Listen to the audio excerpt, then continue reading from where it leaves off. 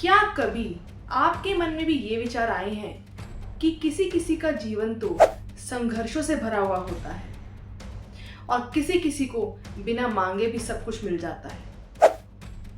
क्यों कोई बच्चा डिसेबल्ड या विकलांग पैदा होता है या कोई बच्चा राजा का जीवन लेके पैदा होता है? कभी कभार हम जिसकी वजह से या जिनके लिए रो रहे होते हैं वो हमारे पूर्व जन्म के कर्म होते हैं। जिस पीड़ा को हम आज समझ नहीं पाते, कई बार वही पीड़ा हमारे पूर्व जन्म के कर्म का फल होते हैं। क्यों किसी किसी का जीवन कम मेहनत करके भी, कम परिश्रम में भी सफलता भरा रहता है और किसी किसी का जीवन बहुत ज़्यादा सेक्रीफाइस या कॉम्प्रोमाइज करने के बावजूद भी उतना अच्छा नहीं होता, उतना लग्जूरियस नहीं होता। इन सब प्रश्नों का एक ही उत्तर है, हमारे प्रारब्ध कर्म, हमारे पूर्व जन्म के वो कर्म जो हमारे प्रेजेंट लाइफ में पकते हैं, परिपक्व होते हैं और वो हमें भोगने ही पड़ते हैं। पर क्या ये जो हमारे प्रारब्ध कर्म हैं ये वाकई में ही हमारी लाइफ, हमारा जीवन तय करते हैं?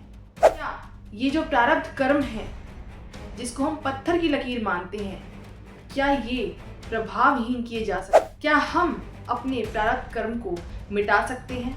इसे हम शून्य कर सकते हैं?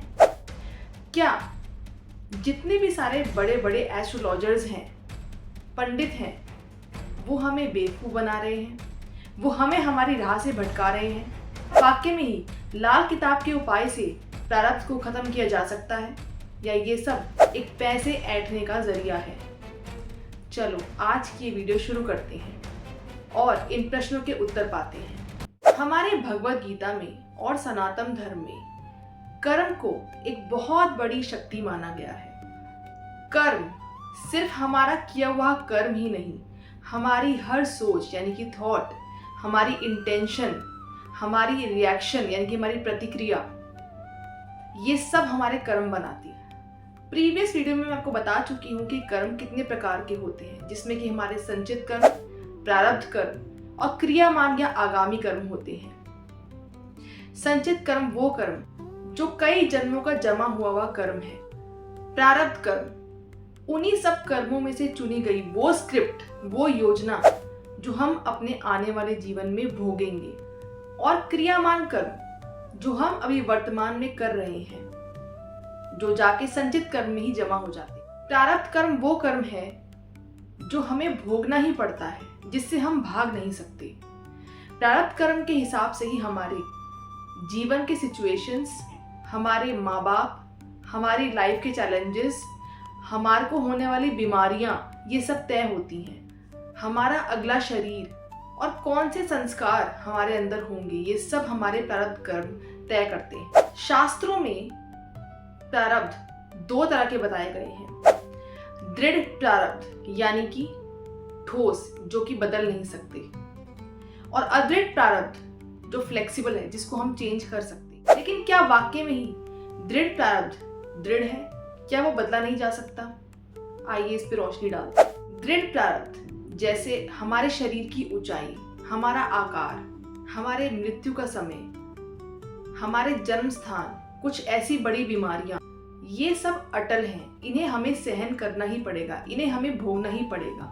और दूसरा अदृढ़ प्रारब्ध जो ध्यान से, तप से, सेवा से बदला जा सकता है, या जिसका फल हम मधुर कर सकते हैं, शुद्ध कर सकते हैं। आत्मज्ञान, सेल्फ रियलाइजेशन, सेल्फ नॉलेज, उससे भी हम इस अदृढ़ प्रारब्ध को बदल सकते हैं, उसकी इंटेंसिटी को कम कर सकते हैं, उसकी पीड़ा को हम कम कर सकते हैं। जैसे कि कोई इंसान अपने किसी बीमारी को आत्मज्ञान से, ध्यान से, तप से ठीक कर सकता है।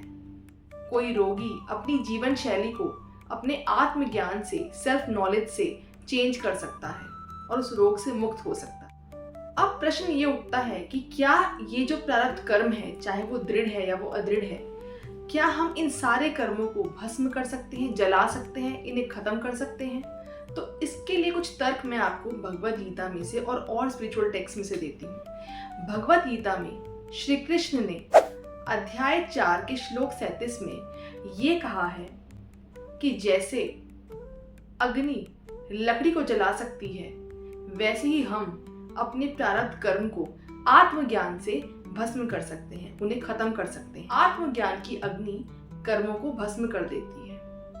अध्याय 3 के श्लोक 9 में श्री कृष्ण कहते हैं कि अगर हम कोई कर्म यज्ञ की भावना से करें तो हम कर्म के बंधन से मुक्त हो जाते हैं। हमारे शिव पुराण में भी प्रारब्ध कर्म से मुक्ति का एक गुप्त उपाय बताया गया है। शिव पुराण के उत्तरखंड में बताया गया है कि जो भी शिव की भक्ति में लीन हो जाता है वो प्रारब्ध और क्रियामान कर्म से मुक्त हो जाता है। उसके संचित और क्रियामान कर्म तो जल ही जाते हैं। शिव की कृपा से उसकी जो प्रारब्ध है वो तेजी से भोग के समाप्त हो जाते हैं, उनकी इंटेंसिटी कम हो जाती है। तो यह धारणा गलत है कि प्रारब्ध को बिल्कुल नहीं बदला जा सकता। यदि व्यक्ति महातपस्वी है, शिव युक्त है या वो पूर्ण ब्रह्म ज्ञानी है तो प्रारब्ध को खत्म किया जा सकता है, प्रारब्ध को बदला जा सकता है। प्रारब्ध कर्म वैसे तो अटल है, लेकिन हमारी चेतना यानी कि हमारी सोल की जो शक्ति है, जो पावर है, वो उससे भी बड़ी है। यदि हम अपनी चेतना को जागरूक करें, अपनी चेतना को उठाएं, अपलिफ्ट करें, तो चेतना की शक्ति से भी हम अपने पूरे जीवन को बदल सकते हैं, अपने सारे कर्मों को बदल सकते हैं। भगवत गीता के अध्याय 2 श्लोक 20 में भी श्री कृष्ण ने ये बताया, कर्म शरीर और मन को प्रभावित करते हैं, आत्मा को नहीं। आत्मा सिर्फ और सिर्फ ऑब्जर्व करती है, देखती है। आत्मा सिर्फ और सिर्फ जागरूक रहती है, अवेयर रहती है। जब हम खुद को सोल लेवल पे देखते हैं तो हम कर्म के बंधन से मुक्त हो जाते हैं। हर चीज को चेतना के स्तर पर देखने से और चेतना की जागरूकता से, ऑब्जर्वेशन से, अपने कर्मों का ध्यान रखने से भी हम कर्मों के बंधन से मुक्त हो जाते हैं और यही मोक्ष है, यही मुक्ति है। अब मैं आपको कुछ ऐसे स्पिरिचुअल टूल्स बताऊंगी जिससे आप अपने कर्मों को ओवरकम कर सकते हैं, उनको आप चेंज कर सकते हैं। इन टूल से आप अपने कर्मों को शुद्ध कर सकते हैं। पहला टूल है ध्यान यानी कि मेडिटेशन। मेडिटेशन से हम अपने मन को शांत करते हैं, अपने मन को स्थिर यानी कि स्टेबल बनाते हैं। अगर आपको मेडिटेशन से जुड़ी इंफॉर्मेशन जाननी है तो आप मेरी पिछली 2 videos manifest anything with spiritual powers के दोनों पार्ट देख सकते हैं। उसमें मैंने मेडिटेशन के बारे में बहुत ज़्यादा डेप्थ में बताया है कि जो लोग अभी मेडिटेशन नहीं कर रहे वो कैसे स्टार्ट कर सकते हैं बेसिक मेडिटेशन, और मेडिटेशन की बेस्ट फॉर्म क्या है, सबसे बेस्ट जो तरीका है मेडिटेशन करने का वो क्या है, वो आप मेरी पिछली 2 वीडियोस में देख सकते हैं। सार ये है कि ध्यान करने से हम अपने इमोशंस को, अपनी फीलिंग्स को कंट्रोल कर पाते हैं, अपने मन को स्टेबलाइज कर सकते हैं।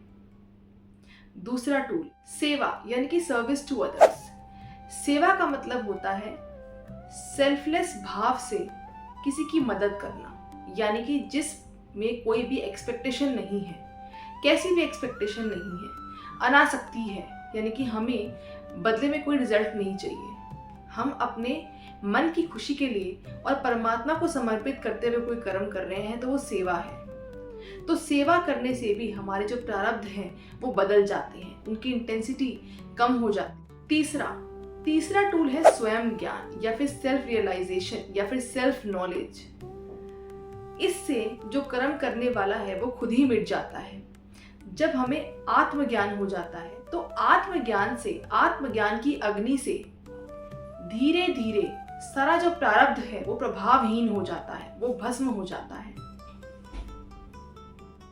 चौथा टूल गुरु कृपा या परमात्मा की कृपा, जिसे हम कभी कभी इंग्लिश में कहते हैं बाय गॉड्स ग्रेस। अगर परमात्मा की कृपा हो तो भी आपका जो प्रारब्ध है वो हल्का हो जाता है, वो कम हो जाता है, वो जो प्रारब्ध है वो मधुर हो जाता है। शायद उस प्रारब्ध में से भी आपको कुछ लाइफ लेसन सीखने को मिले, उसमें से आपकी ग्रोथ हो। 5वां टूल है भक्ति यानी कि डिवोशन। अपने आप को पूरी तरह परमात्मा को समर्पित करना, ये है भक्ति। सिर्फ भजन कीर्तन करना ही भक्ति नहीं होती। अपनी हर एक चीज परमात्मा को सौंप देना, अपनी हर एक चीज को करने से पहले सब चीजों को परमात्मा को समर्पित कर देना ही भक्ति है, डिवोशन।